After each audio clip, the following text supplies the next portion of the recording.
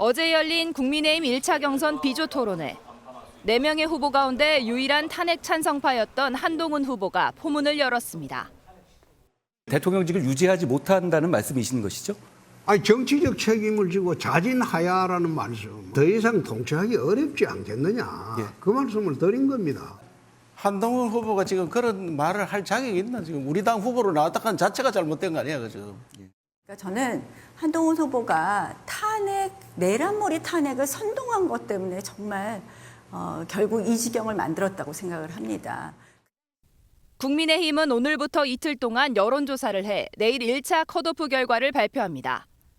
일반 국민 여론을 100% 반영하는데 2차 경선에선 당심 50%, 일반 국민 50%로 바뀝니다. 모레 2차 미디어 데이를 진행하고 29일 2차 경선 결과를 발표한 뒤 5월 3일 전당대회에서 최종 후보 1명을 선출할 예정입니다. 다만 2차 경선에서 지지율 50%를 넘기는 후보가 나오면 본경선 없이 최종 후보를 정하기로 했습니다. 국민의힘 대선 후보가 결정된 이후 중도 무당층의 표심을 잡기 위한 초당적인 반이재명 빅텐트가 구성될지 관심입니다. 한국사회여론연구소가 실시한 차기 대통령 선호도 조사에서 이재명 더불어민주당 대선 예비후보가 46.1%로 독주를 이어갔습니다. 2위는 한덕수 대통령 권한대행이 10.6%로 보수 후보 가운데 유일하게 두 자릿수 지지율을 기록했고 홍준표, 김문수, 한동훈 국민의힘 예비후보들이 그 뒤를 이었습니다. 한 대행은 범보수 진영 선호도 조사에서도 1위를 차지하며 국민의힘 예비후보들을 모두 따돌렸습니다. 대선 출마 여부에 확답을 하지 않고 있는 한 대행은 무소속 출마 후 국민의힘 후보와 단일화 시나리오가 꾸준히 거론되고 있습니다. 국민의힘 후보들 중에서는 홍준표 후보가 13.9%로 가장 높았지만 한동훈, 김문수 후보와 격차가 거의 없어 치열한 3파전 양상을 보였습니다. 다만 실제 경선 룰이 적용되는 국민의힘 지지층과 무당층에서는 마찬가지로 격차가 거의 없지만 한동훈, 김문수, 홍준표 순으로 순위가 바뀌었습니다. 탄핵의 강입니다. 기사 같이 볼까요? 일제히 한 때린 죽음의 삐조. 한동훈 계엄 정당했나 역공을 했다라는 겁니다. 주말 동안 국민의힘 이 경선 후보들 총 8명이죠. 네, 8명. 4명 A조, B조로 나눠서 토론을 진행을 했습니다. 그런데 특히나 이 A조, B조 중에서도 죽음의 조라고 불렸던 B조. 네, 계엄 정당성 여부를 둘러싸고 굉장히 많은 날선 말들이 오갔는데 요 얘기 직접 들어보고 오실까요? 우리 당이 배출한 대통령이 한 것이라 하더라도 비상계엄은 불법이라고 봤고 그래서 앞장서서 막았습니다. 홧김에 서방지한 거다 이런 표현을 쓰신 적이 있습니다. 그렇죠. 저는 홍 후보님도 계엄을 반대하시는 취지로 이해했습니다. 계엄 반대. 예. 그런데 탄핵에 대해서는 또 반대 취지를 가지셨단 말이죠. 탄핵을 반대하면서 실질적으로 피해가 없었다. 2시간간의 해프닝이었다. 한동훈 후보가 지금 그런 말을 할 자격이 있나? 지금 우리 당 후보로 나왔다는 자체가 잘못된 거 아니야, 지금? 대통령 경선하는데 윤석열 대통령을 자꾸 끌어들입니까? 저는 한동훈 후보가 내란몰이 탄핵을 선동한 것 때문에 정말 결국 이 지경을 만들었다고 생각을 합니다. 네, 직접 들어보셨죠? 보겠습니다. 한, 계엄 옹호 안 돼. 홍, 2시간 해프닝. 나, 한, 내란몰이 선동. 네, 지금 이 계엄 관련해서 이 B조 후보 4명이 각각 저마다 이런 얘기들을 했다라는 거죠. 계엄 관련해서 계엄 옹호하는 건 안 되지 않습니까? 2시간 해프닝이었습니다. 네. 한동훈 후보가 내란몰이 선동을 한 거 아닙니까? 라는 이른바 찬탄 반탄 간의 격돌이 벌어졌다라는 겁니다. 근데 이걸 보면 이창근 위원님, 일단 국민의힘의 탄핵의 강이 일단 굉장히 좀 깊고 넓은 것 같다. 이 깊고 넓은 강 건널 수 있는 것이냐라는 거죠. 깊고 넓은 강을 지금 후보들이 스스로 더 만들고 있습니다. 지금 사실은 강을 건너야 되는 상황이고 강을 건너기 위해서는 한동훈 후보뿐만 아니라 모든 후보들이 계엄과 탄핵에 대해서 공동의 책임으로 반성을 먼저 해야 됩니다. 하지만 이번 토론의 시간에서는 반성의 모습을 전혀 찾아볼 수가 없었어요. 오히려 한동훈 후보는 본인의 트레이드 마크라고 해서 계엄 반대 그리고 탄핵에 찬성한 것을 내세울지 몰라도 과거로 다시 회귀하는 듯한 그런 모습을 연출했거든요. 그러다 보니 자연스럽게 반대편에서 있는 후보들은 또 한동훈 후보를 공격할 수밖에 없는 것이고, 저는 지금 이 토론의 시간보다 더 심각하다고 보는 것이 이제 내일이 지나면 저희 당 후보가 4명을 압축됩니다. 그렇죠. 4명 압축되고 나면 이제 1대1 토론도 거치고 또 사자 토론도 해야 되는데 이 강이 이제는 바다가 될 수 있는 거 아닌가. 아하. 이런 상황까지 지금 예상이 돼요. 그러는 순간 저희는 이번 대선에서 안 그래도 힘든 기울어진 운동장에서 점점점 더 멀어지는 것이죠. 오히려 비전을 보여주고 반성하는 목소리, 그리고 윤 전 대통령이 지금도 국민들의 시각에서 사과를 안 하던 상황에서 윤 전 대통령을 대신해서 후보들이 사과할 수도 있는 거 아닙니까? 그것이 당을 함께 이끌었던, 그리고 여당이라고 했지 않습니까? 그래서 정부를 함께 이끌었던 구성원으로서 책임을 져야 되는데 그 책임에서 자유로울 수 없다. 그런 부분에서 지금 이번 시간은 너무나 안타까운 시간이었다. 저는 그렇게 보고 있습니다. 탄핵의 강이 깊고 넓은데 후보들이 이 깊고 넓은 강을 더 깊고 더 넓게 만들고 있다. 바다가 될까 좀 우려가 된다라는 말씀을 지금 하셨어요. 네. 근데 지금 이 보면은 사실 이 모습 자체가 이 계엄의 정당성에 대해서 좀 얘기를 하다 보니까 3대 1로 좀 나뉘는 구도가 보이시죠. 한동훈 후보와 나머지 3명의 후보로 좀 3대 1로 나누는 모습이 보였는데 그 중에 유독 대결 구도가 더 선명했었던 두 사람이 있습니다. 누군지 직접 보고 오시죠. 한동훈 후보님, 뭐 그동안 좋은 자리도 많이 하셨는데 보수 통합을 위해서 이번에 대통령 후보는 좀 그만두시고 좀 헌신하시면 어떻겠습니까? 저는 나경원 후보님의 정치를 응원하겠습니다. 우리 당의 이 당 홈페이지 게시판도 이 댓글이 이상한 댓글이 많이 나왔습니다. 홍준표 후보님한테 말씀드립니다. 이 댓글 게시판 논란 아실 겁니다. 이거 어떻게 해야 되겠습니까? 그건 내가 지금 말 못하겠어요. 이 당사자가 있는 것 같으니까. 네. 나경원 후보와 한동훈 후보 간의 오간 얘기인 거죠. 나경원 후보 그만두고 헌신하십시오. 저는 나 후보의 정치를 응원하겠습니다. 그리고 후보 사퇴하시겠습니까? 안 하시겠습니까? 이 상황에서 내가 꼭 필요한 이 위치에 있다고 생각합니다. 최선을 다하겠습니다. 이런 얘기들이 오갔습니다. 그냥 공개적으로 그만두세요라고 사실 얘기를 했다라는 거죠. 그러니까 어제 이 토론을 보고서 김진욱 대변인님 또 일각에선 두 사람 이제 루비콘강 건넜네 뭐 이런 말씀하시는 분도 있긴 있었는데 어떻게 보셨습니까?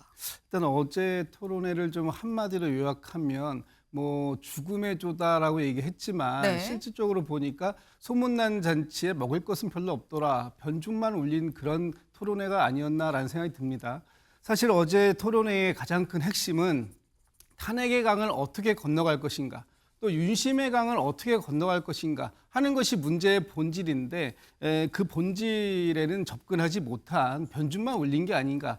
오히려 그 외에 다른 부분들을 공격함으로써 오히려 저희 지난 그 작년 전당대회 때 네. 전당대회가 아니라 분당대회다 이런 얘기도 나왔었는데 2차 분당대회를 하고 있는 거 아니냐, 자폭 토론회를 하고 있는 거 아니냐 이런 비판들도 많이 나왔다라고 본다면 네. 어제 토론회가 그렇게 생산적인 토론회였다, 또는 그 국민의힘이 대선 승리를 위해서 경쟁력 있는 후보를 선출하기 위한 토론회였다, 이런 평가를 붙이기에는 좀 미약했다, 이렇게 볼 수 있을 것 같습니다.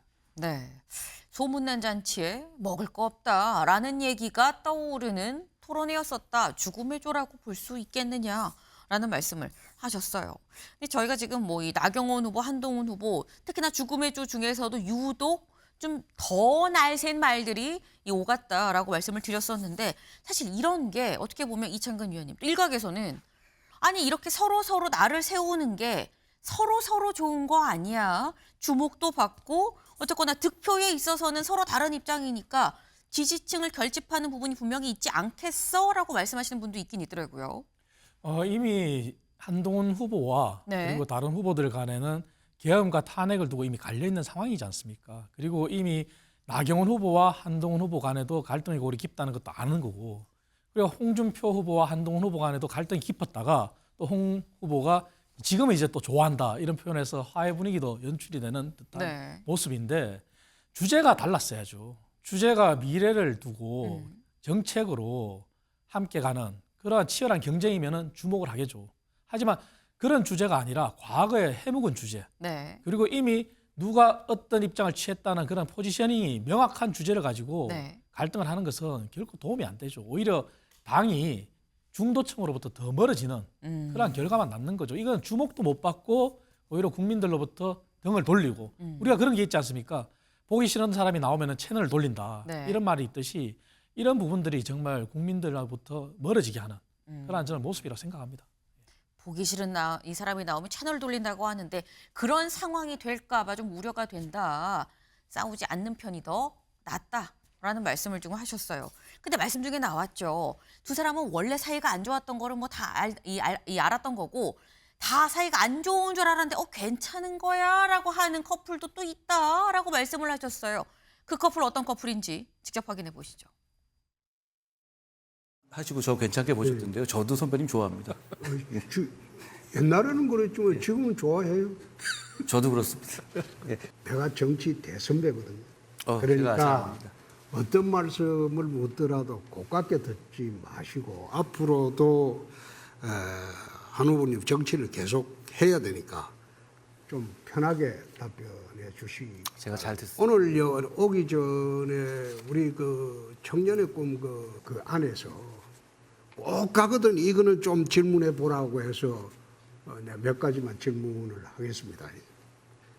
우선 키도 크신데 뭐 하려고 키 높이 구두를 신습니까? 네. 청년이 아니신 것 같은데요. 그런 질문 하시는 거 보면. 그 다음에 뭐 생머리냐, 뭐 보정 속옷을 입었느냐 이 질문도 내가 유치해서 안 하겠습니다. 유치하시네요. 네. 배신자 프레임을 벗어나야 될 건데 어떻게 벗어나시겠습니까? 저는 국민을 배반하지 않기 위해서 계엄을 저지했습니다. 홍 후보님께서 12월 3일 날 10시 반에 당대표로서 제 입장이셨으면 계엄을 막으셨겠습니까? 아니면 대통령 잘한다 하셨겠습니까? 나는 대구시장으로 있었는데 뭘. 뭐 지금 제가 입장을 바꿔놓고 말씀드리는 거예요. 아유, 가정을 전제로 그래 물어볼 건 없죠.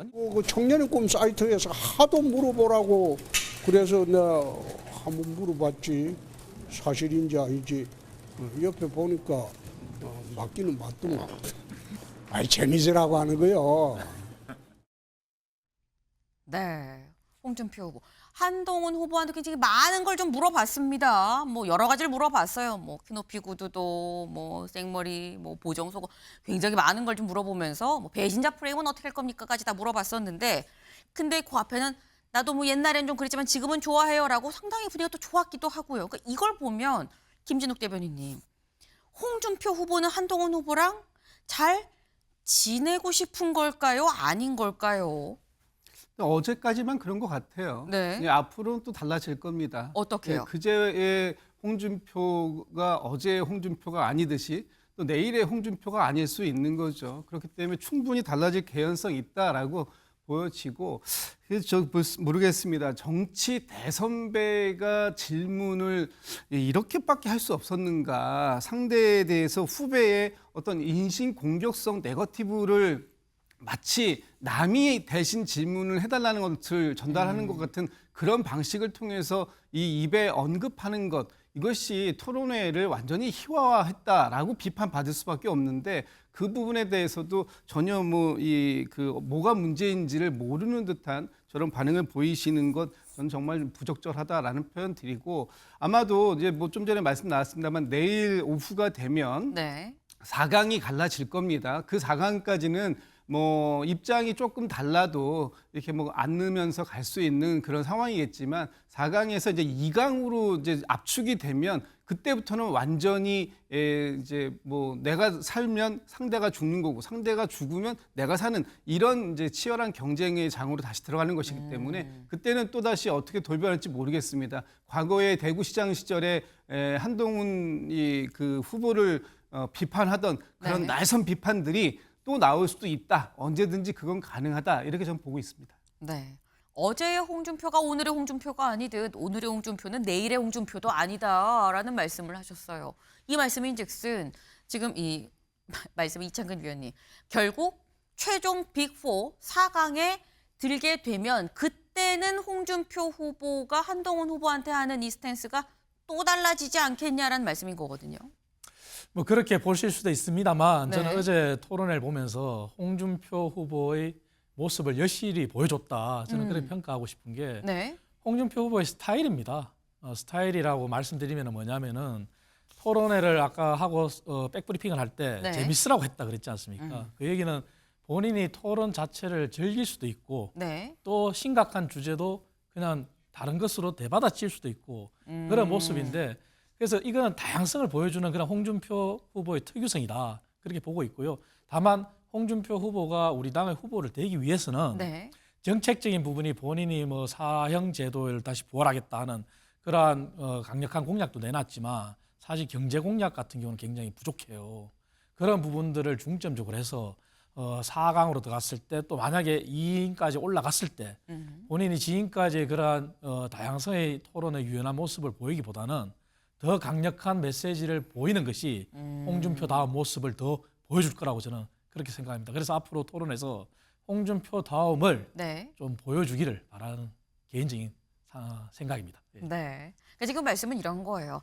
재미있으라고 어떻게 보면은 이 홍준표 후보의 노련함이 좀 나타난 토론회였었다. 그런데 4강에 들어가면 그때부터는 정말 본론으로 들어가야 되니까 그땐 뭐 정말 이 홍카콜라, 이 콜라 같은 이 특유의 명쾌함으로 좀 도전해야 되는 거 아니겠느냐 뭐 이런 말씀을 하신 걸로 좀 이해를 했습니다.